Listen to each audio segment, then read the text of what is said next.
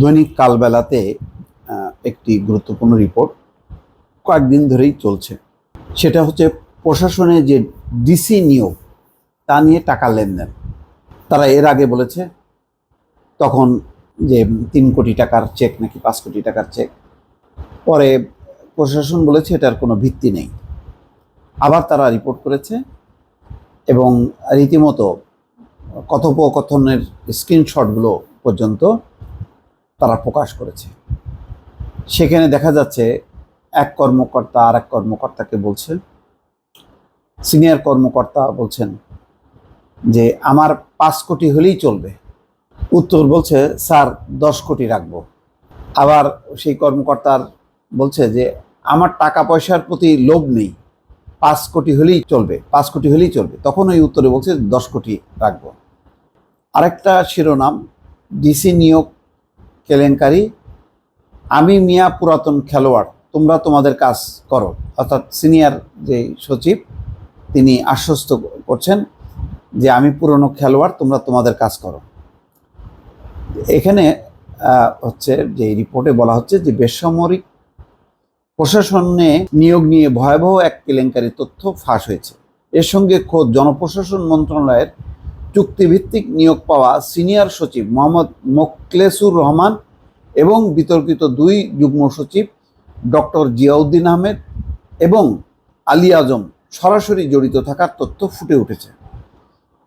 সেই সিনিয়র সচিবের সঙ্গে এক যুগ্ম সচিবের হোয়াটসঅ্যাপে সংবেদনশীল কথোপকথনে সম্প্রতি জেলা প্রশাসক নিয়োগ নিয়ে উঠে এসেছে বড় ধরনের আর্থিক লেনদেনের তথ্য।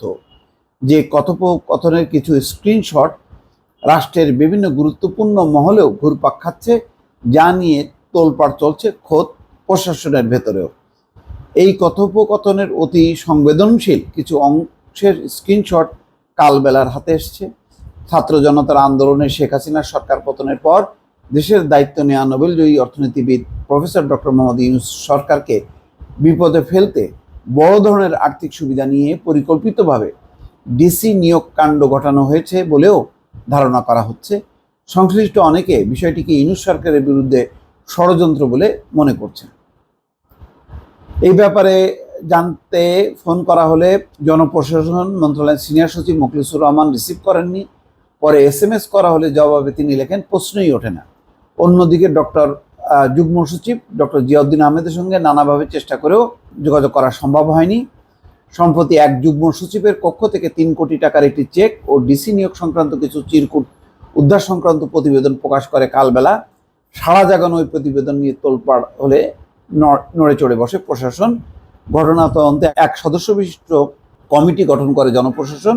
অবশেষে মঙ্গলবার রাতে সেই যে কর্মকর্তার দিকে সন্দেহের আঙুল উঠেছিল সেই যুগ্ম সচিবকে জনপ্রশাসন মন্ত্রণালয় থেকে সরিয়ে দেওয়া হয়েছে। যদিও এর আগে সংবাদ সম্মেলন ডেকে কালবেলার ওই প্রতিবেদনকে গুজব ও বিভ্রান্তিকর বলে দাবি করেছিলেন মন্ত্রণালয়ের সিনিয়র সচিব মোখলেসুর রহমান। এখন সেই মোখলেসুর রহমানের বিরুদ্ধেই সেই অভিযোগ, তার সাথে একজন সম্ভবত জিয়াউদ্দিনের কথোপকথন স্ক্রিনশট সেগুলি ছড়িয়ে পড়েছে।